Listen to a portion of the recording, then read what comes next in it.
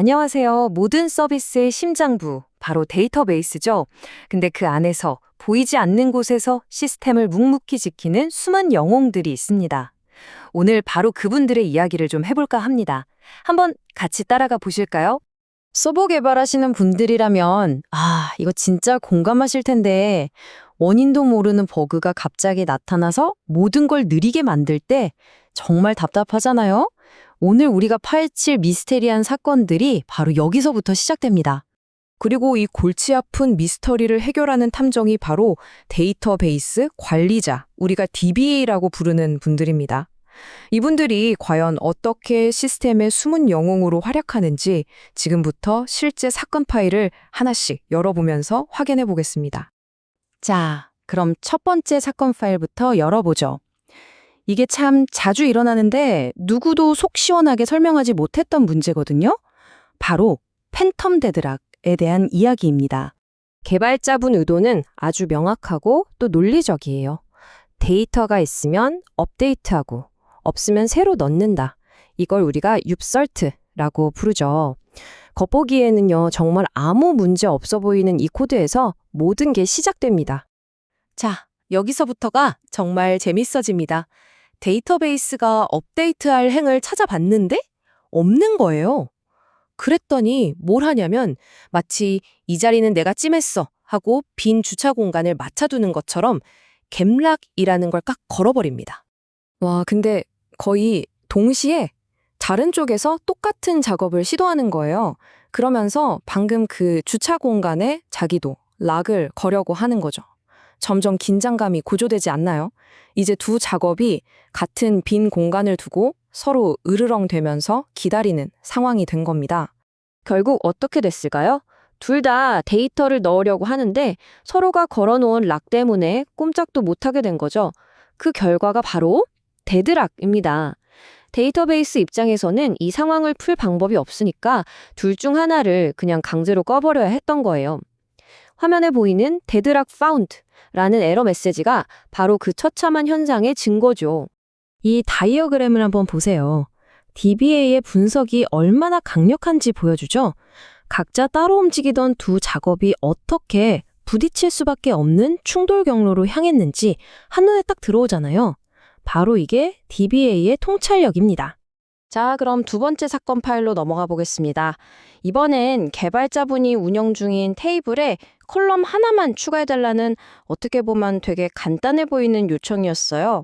예전에는요, 컬럼 하나 추가하는 게 거의 시스템을 멈춰야 하는 대수술 같은 거였어요.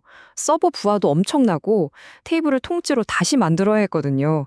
그런데 요즘 최신 MySQL은 알고리즘이 꼴 인스턴트라는 기능 덕분에 거의 순식간에 시스템에 미치는 영향도 최소화하면서 작업을 끝낼 수 있게 됐죠. 개발자 입장에서 보면 이건 거의 마법이죠. 명령어 하나만 딱 치면 서비스 중단 없이 모든 게 해결될 것 같으니까요. 하지만 정말 아무런 위험이 없을까요?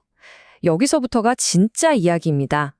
여기에는 오직 경험 많은 DBA만이 알아챌 수 있는 아주 교묘한 함정이 숨어 있었습니다.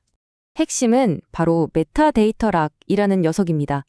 아무리 작업 자체가 순식간에 끝난다고 해도 그 전에 테이블 구조를 잠깐이라도 잠가야 하거든요. 근데 만약에 아주 긴 쿼리가 이 락을 먼저 쥐고 놓아주지 않고 있다면 어떻게 될까요? 얼터 테이블 명령은 그냥 하염없이 기다리는 거죠. 더 무서운 건 그 뒤에 오는 모든 쿼리들도 줄줄이 막히면서 결국 전체 서비스가 멈춰버리는 대참사로 이어질 수 있다는 겁니다. 자, 이제 세 번째 사건입니다. 서비스가 잘 돼서 사용자가 늘었어요. 그래서 애플리케이션 서버를 더 늘려서 시스템을 확장하고 싶다는 요청이 들어왔습니다. 이건 곧 데이터베이스에 더 많은 연결이 필요하다는 뜻이죠. 이 문제를 제대로 이해하려면 먼저 MySQL의 메모리 구조를 간단하게 알아야 해요. 이렇게 생각하시면 쉬워요. 모두가 함께 쓰는 글로벌 버퍼라는 아주 큰 공용 공간이 하나 있고요. 그리고 각 연결마다 할당되는 세션 버퍼라는 작은 개인 공간들이 여러 개 있는 구조입니다. 그래서 총 메모리 사용량을 대략 계산해보면 이런 공식이 나와요. 저기 공용 공간 더하기 개인 공간 곱하기 연결수. 여기서 중요한 건 바로 저 곱하기 부분입니다. 연결수가 늘어날수록 메모리가 그냥 더해지는 게 아니라 곱하기로 확 늘어나는 거죠. 그러니까 아무 생각 없이 연결만 늘렸다가는 메모리 부족으로 시스템 전체가 뻗어버리는 그런 끔찍한 일이 생길 수 있다는 겁니다. 이럴 때 DBA는 절대 추측하지 않습니다. 이론상 이 정도 메모리가 필요하겠지가 아니라 마치 현장 감식반처럼 특수한 커리를 이용해서 각 연결이 실제로 메모리를 얼마나 쓰고 있는지 샅샅이 조사합니다. 그리고 마침내 밝혀낸 사실은 이거였죠. 다행히도 모든 연결이 항상 최대치의 메모리를 꽉 채워서 쓰는 건 아니더라는 겁니다. 그래서 이걸 바탕으로 설정을 아주 신중하게 조절하면 안전하고 효율적으로 시스템을 확장할 수 있다는 결론을 내린 거죠. 이론만 가지고는 절대 할 수 없었던 일입니다. 자, 지금까지 3가지 사건을 살펴봤는데요. 이제 한 걸음 뒤로 물러나서 DBA라는 역할이 구체적으로 어떤 일들을 하는지, 그들의 도구 상자에는 무엇이 들어있는지 한번 전체적으로 살펴보겠습니다. DBA가 하루 종일 뭘 할까요? 정말 많습니다. 테이블 구조는 괜찮은지 설계부터 봐주고요. 성능이 떨어지진 않는지 계속 모니터링하고 튜닝합니다. 물론 문제가 터지면 제일 먼저 달려가서 해결해야 하고요. 백업하고 복구하는 것도 아주 중요한 일이죠. 새로운 데이터베이스 버전이 나오면 안전한지 검증도 해야 하고 애초에 데이터베이스를 설치하고 설정하는 것도 다 DBA의 몫입니다. 그리고 개발자분들의 온갖 질문에 답변해주는 것도 빼놓을 수 없겠네요.